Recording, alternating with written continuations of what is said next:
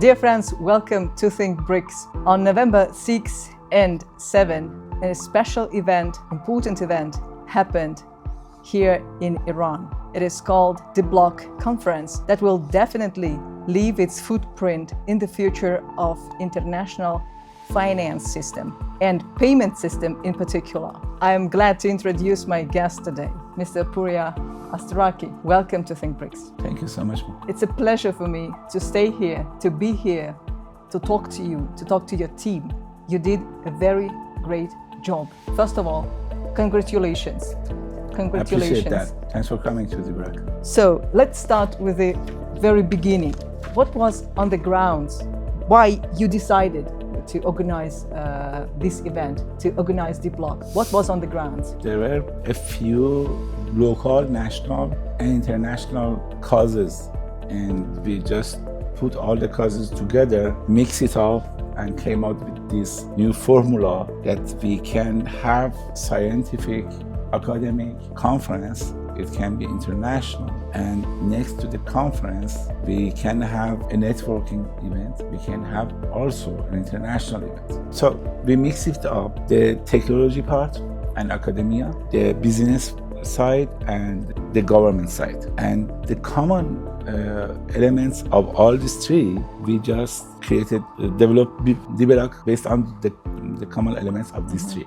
So what we did, we have a conference which is an academic conference, a paper competition where we receive papers from all over the world, more than 100 papers, and they compete to get 12 Ethereum bonus, which we handed to the winners today. And the other part was that so many medias and diplomats and businesses were invited to deBlock. We had this chance to get a good networking in some BRICS countries such as Russia, the UAE, and now deBlock is multi-dimensional event, and I'm very glad about that. Thank you. But what was the main message of this event? The main message is increasing crypto adoption, reducing government restrictions, not only Iran government, all government restrictions to currency applications and adoption. And also we see a future for blockchain in BRICS. The slogan of the conference is the future of BRICS through blockchain. Why it is important in your opinion? Why blockchain is important? Because BRICS is looking for the dollarization of international trade, and we believe that to handle cross-border transaction optimally, the best solutions are coming out of blockchain. You have to build on blockchain, you have to use cryptos, create new tokens, and all these things helping BRICS come up with a technology and a tool set of financial, of monetary solutions to compete with SWIFT and other traditional banking system and TradFi and traditional Western-oriented. Western-oriented. So indigenous solutions most probably are built on blockchain because it's a new technology, a high-end technology.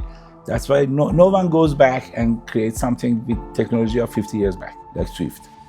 Big event, great number of guests, speakers. What was the difficulty, the main difficulty in organizing all this for you? The main difficulty, first of all, we were supposed to have this event on 15 and 16 of June 2025, last June. And as your audience certainly know, attack on Iran occurred by the Zionist regime.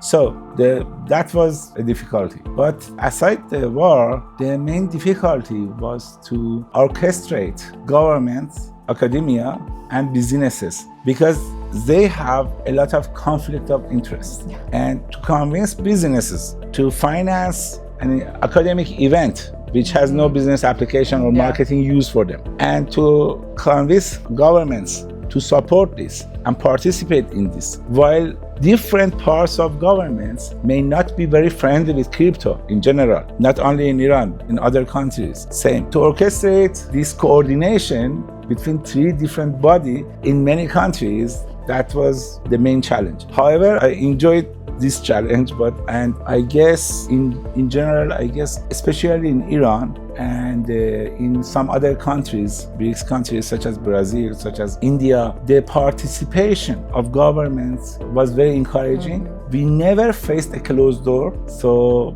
and it was amazing. It was the thing that I wouldn't thought so. I would think that would be many barriers, many no's, but hopefully from businesses I get very good response, from governments I've got very good response, and I've had many yes. I'm happy with that. I'm sure that you hope to have obstacles, but your work brought you to this result. One question I would like to ask, what do you hope people will learn from this event and take away from them from this event?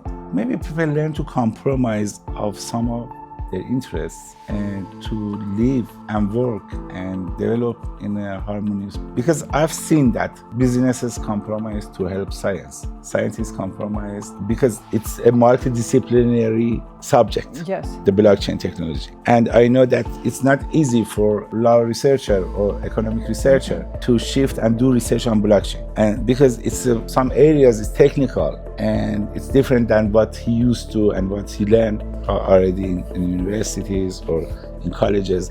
So it's a challenging thing to do research about blockchain and crypto in all the areas. The legal aspects of blockchain and crypto is very difficult to be understood by a software engineer or developer. So they had their own challenges. Business had their own interests and challenges, and governments have their own interests. But everybody compromised to do this, and we all came together and did it. And I think that's a very good lesson. The other thing is that we gave a very good award to about 20 people, distinguished article and selected article, top articles. And I guess it is very encouraging for the next year and next years, and our participation and article submissions and entries will increase dramatically, hopefully from other countries. For example, we didn't have entry from India last year. We didn't have entry from Russia, as far as I remember. We did have entry from USA, Malaysia, some other countries, but we didn't have from Russia and India. And I hope that the amount of bonus and the quality of execution of deBlock and how we performed it in participation with many international journalists and diplomats and business people, I hope that our participation next year will increase dramatically. So you want to say that deBlock is open not only for BRICS countries, but for entire world? Of course. Today we had a dialogue with on the stage with First Secretary of Japan Embassy. We discussed about technology, especially fintech and blockchain technology in Japan. And she shared some very amazing and interesting insights that how Japanese are advanced in blockchain, and they are so humble because they don't advertise it. Yes, they are so humble. They are just and they could share their knowledge. Yeah, they don't advertise it, they don't show it off, but they are using it, and that was amazing. What Japan is doing. So it's international in a friendly manner, in a goodwill, and we hope that participation and interest from all countries. And one speaker from the United States. Yeah, we had one speaker from United States who kindly participated in morning. We were trying to arrange visa for him to invite him to Iran. Unfortunately, the time was too short and the procedure for visa was not completed. So we asked him to participate online, and he did so kindly. So we see from US, from Russia, from China, India, Japan, Brazil, Malaysia, Cuba. So from many countries we had participated, and that's very encouraging for me. We may say that blockchain has no borders. Yeah. Everyone may participate. Borderless, trustless. Well, the first edition is over. So one more time, congratulations. Thank you so much. From your conversation, there are some hints about the future. So what's next? Next, of course, we do have plans for next year. Now we start to prepare gradually for the academic part, and we have a policy making team, a policy making committee. This policy making committee will be organized again for this year, 2026. And then after that, we announce our call for paper. That's usually our first step. And after call for paper, we try to finance the next year conference. And we are also discussing with Trescon from UAE, discussing for deBlock to be organized in Dubai. So we have deBlock Dubai. or deBlock Riyadh in Saudi Arabia. We are discussing it in the conference, and we signed MOU for that, and maybe we organize in 2026. It's a very good possibility that we organize such event in Dubai also. I wish you good luck. Thank you very much. And thank you very much for your interview, for your time, because you was extremely busy. So just few minutes for me, I appreciate that. Thanks a lot. I am admiring and appreciating Think BRICS. Think BRICS was first international media that supported deBlock when deBlock was only an idea. In that stage, usually media don't trust the organizer because organizer hasn't done anything yet, hasn't shown anything yet, nothing tangible is there. But Think BRICS trusted us, supported us in all steps of the way. You announced our call for paper, you announced the conference. I think 5-6 different announcements came from Think BRICS, and I appreciate that. I hope your whole team could join us here in Tehran, but unfortunately there was some issues, and I'm thanking God that you could make it and come here. Thank you very much. Participate in the Thank you very much. Thank you for your interview.